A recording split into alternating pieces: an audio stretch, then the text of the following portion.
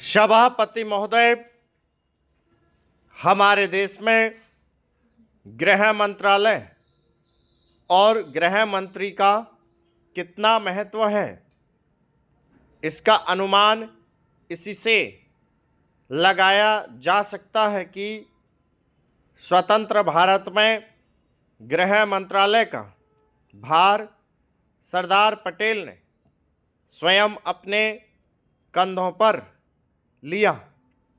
सरदार पटेल का साहस, उनका उत्साह और उनकी बुद्धि तीनों ही हमारे गृह मंत्रालय के लिए आदर्श का काम कर सकती हैं, परंतु दुर्भाग्य से सरदार के पश्चात इन तीनों बातों में कुछ कमी आती हुई दिखाई देती है।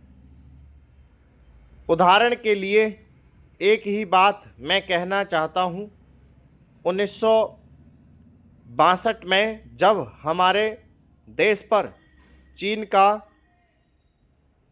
हमला हुआ तो 14 नवंबर 1962 को हम सब ने इसी सदन में खड़े होकर एक प्रस्ताव पास किया था, जिसके शब्द थे, भारत की भूमि तब तक हम शत्रु से स्वतंत्र नहीं करा लेते, तब तक हमारा यह संघर्ष बराबर जारी रहेगा, भले ही वह कितना ही लंबा क्यों न हो।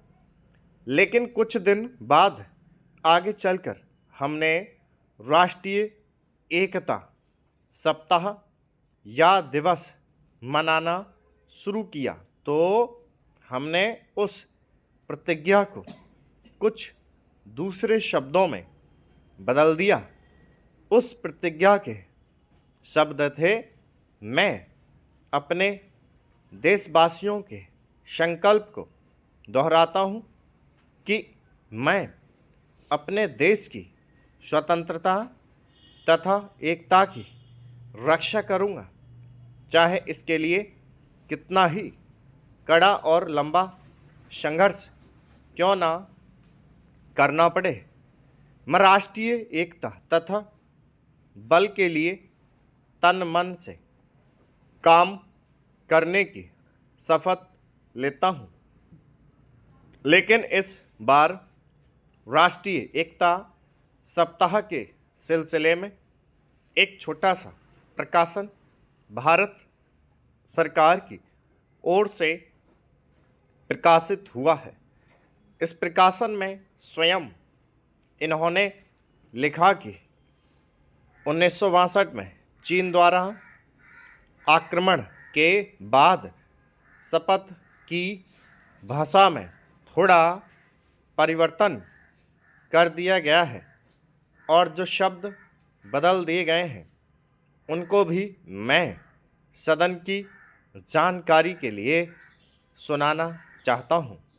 मैं प्रतिज्ञा करता हूँ कि मैं कभी हिंसा का प्रयोग नहीं करूँगा और मेरा विश्वास है कि धर्म, भाषा, प्रांत संबंधी तथा अन्य सभी राजनीतिक और आर्थिक विवादों का शांतिपूर्वक और संवैधानिक तरीकों द्वारा हल किया जाना चाहिए। अब मैं आपके माध्यम से जानना चाहता हूं कि 1962 में संसद ने जो निर्णय किया था, क्या भारत सरकार अपने उस निर्णय से हट रही है?